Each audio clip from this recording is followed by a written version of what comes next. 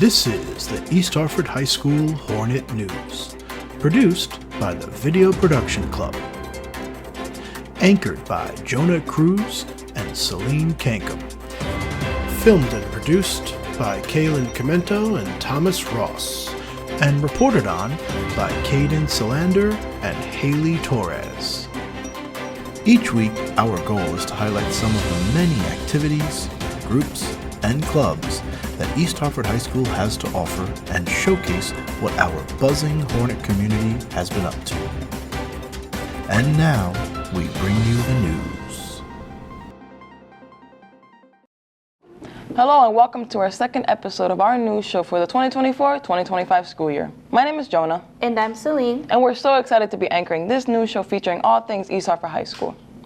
Our second episode is going to feature stories about Spirit Week, the pep rally, the homecoming dance, the National Honor Society Induction, the Spanish National Honor Society Induction, the Triumph Music Honor Society Induction and Recital, the Academy of Finance Networking Breakfast, the EH VFW Post 2038 Voice of Democracy Essay Contest winner, the Fall Blood Drive, a new club at EHHS called GEMS, and updates on the fall sports season. Last month, EHHS began celebrating homecoming with its annual Spirit Week and pep rally. For 5 days, students and staff were encouraged to show their school spirit by dressing up in different themed outfits each day of the week. The themes were Culture Day, Twin Day, Character Day, Color Wars, and Throwback Day. Students came to school each day dressed to impress and really showed their imagination when it came to coming up with new and original costumes for each day. Also, each class participated in a window painting contest in the CAF where each class was given a topic to paint about. The week ended with the fall pep rally on a beautiful fall day where each class dressed in their class colors. The entire school filled the stadium bleachers and cheered on their classmates from different sports teams. New this year, each class selected students to participate in a team relay race in the center of the field to see who had the most spirit. The afternoon ended with the announcement of all the students who were selected to be in the running of the homecoming court that would be announced later that night at the dance. Our homecoming football game was played on Thursday, October 31st against Glastonbury. This was the last home game for our football team, which included the band, cheer, and football senior night. This was a hard-fought game that was leading up to our homecoming dance that Friday night, November 1st. The homecoming dance was an enchanted garden theme with decorations like street lights and flower vines to make the scenery.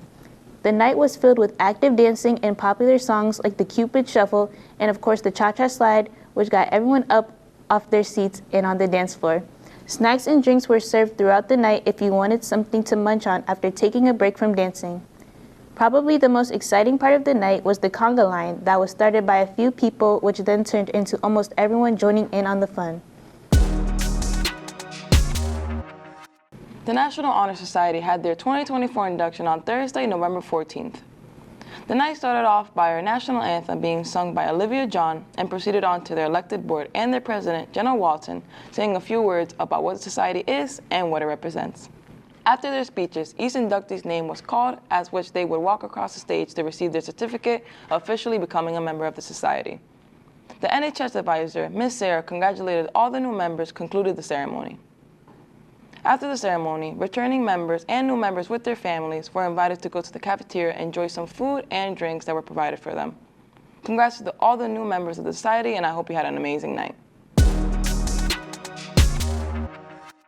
The Spanish Honor Society had their 2024 induction on Wednesday, November 6th in the SEBA Lecture Hall.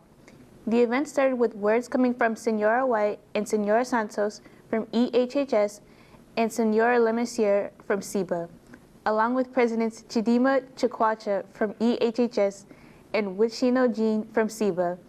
The presidents talked about how the society runs and how proud the inductees should be of themselves. After their speeches, the SEBA vice president called their inductees down by first and last name to receive their certificates, and the EHH vice president did the same. After receiving their certificates, new and returning members that were seniors were recognized and were handed red roses as they were called up.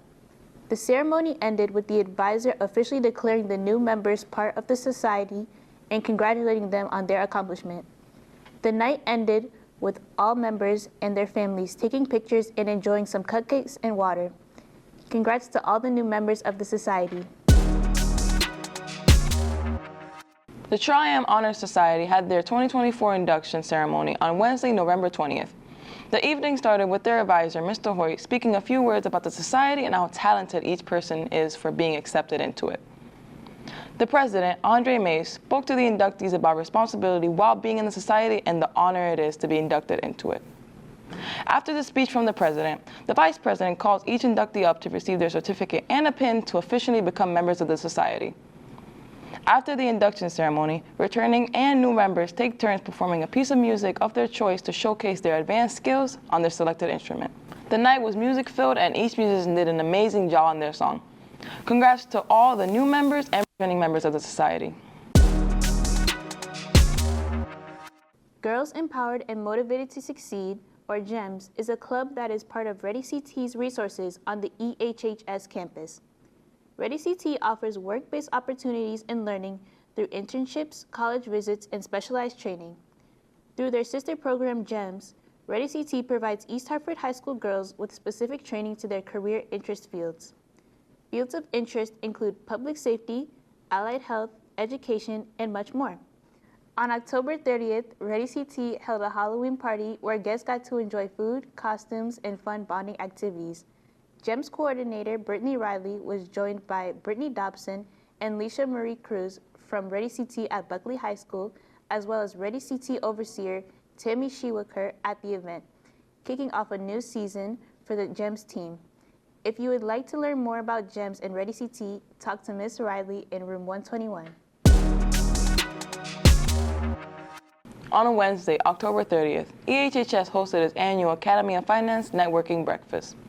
Each year, this event is held to show current members that are enrolled in the Academy of Finance program what career options are available to them after high school and how they can begin professionally making connections.